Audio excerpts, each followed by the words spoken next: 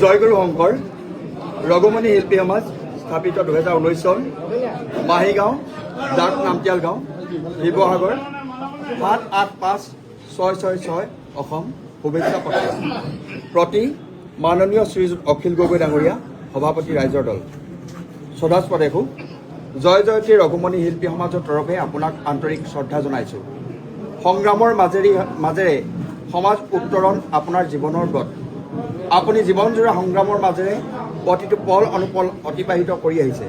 বিশেষকৈ অসম মুলুকৰ য'তেই অনীতি প্ৰত্যক্ষ কৰিছে বা অনুভৱ কৰিছে তথা সমাজৰ বাবে অশুভ ইংগিত পাইছে তাতেই সচেতনতাৰে জঁপিয়াই পৰি জনসাধাৰণক জাগ্ৰত কৰি তোলাত ইন্ধন যোগাই আহিছে, যাৰ বাবে বহু সময়ত আপুনি চৰকাৰ তথা সংশ্লিষ্ট বিভাগৰ ৰোষৰ বলি হৈ বন্দিত্বৰ জীৱন অতিবাহিত কৰি আহিছে, যিটো অসমৰ ইতিহাসত বিৰল। বন্দিত্ব জীৱনৰ মাজতে আপোনাক ইতিহাস প্ৰসিদ্ধ শিৱসাগৰ বিধানসভা সমষ্টিৰ পৰা সন্মানীয় বিধায়ক হিচাপে অসম বিধানসভালৈ নিৰ্বাচন কৰি শিৱসাগৰৰ ৰাইজে ইতিহাস গঢ়িলে আৰু আপোনাৰ নেতৃত্বত শিৱসাগৰে সৰ্বাত্মক দিশত ক্ষীপ্ৰ উন্নয়নৰ বাট বুলিলে। আপুনি হৈ পৰিল অসমৰ বিধানসভাৰ অতিকে জনপ্ৰিয় পৰিচিত প্ৰতিবাদী কণ্ঠ, সক্ৰিয় সদাসতৰ্ক বিৰোধী। আপুনি হৈ পৰিল ক্ৰমশ আত্মজনৰ সহায়ৰ সম্বল, নিশাজনৰ নিৰ্ভৰযোগ্য ঠিকনা। ৰাইজৰ দল অসমৰ আঞ্চলিক ৰাজনৈতিক শক্তিসমূহৰ ভিতৰত শেহতীয়াকৈ ৰাইজৰ আস্থা আৰু বিশ্বাসৰ ৰাজনৈতিক দল।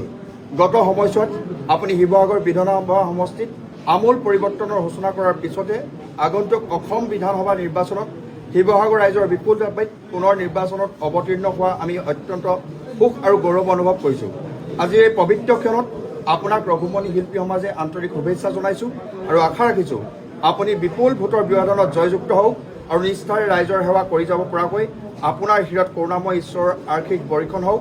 তাৰেই শুভকামনাৰে সেৱাৰে শ্ৰী দীপক গগৈ সভাপতি, শ্ৰী বিদ্যুৎ বিকাশ বৰুৱা কাৰ্যকৰী সভাপতি, শ্ৰী অখিল গগৈ সম্পাদক, ৰঘুমণি শিল্পী সমাজ মাহিগাঁও।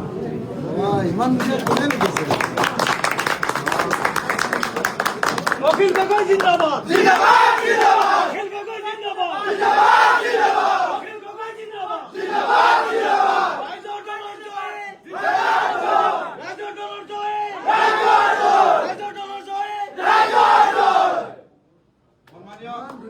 ইমান ধুনীয়াকে লিখিছে যে এইখন শুনি মোৰ নিজৰে ভাল লাগিছে আৰু আপোনালোকে যি ধৰণে কথাখিনি ব্যাখ্যা কৰিছে মোৰ এনেকুৱা লাগিছে যে আপোনালোক মোৰ বহুত অহুদৰ, মোৰ বহুত মানে কি কয় আপোন মানুহ।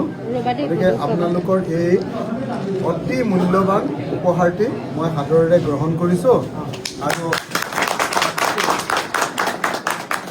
আশা কৰোঁ আপোনালোকৰ এই যি আস্থা আৰু বিশ্বাস, এই আস্থা আৰু বিশ্বাস মই গোটেই জীৱন ৰক্ষা কৰিব পাৰিম।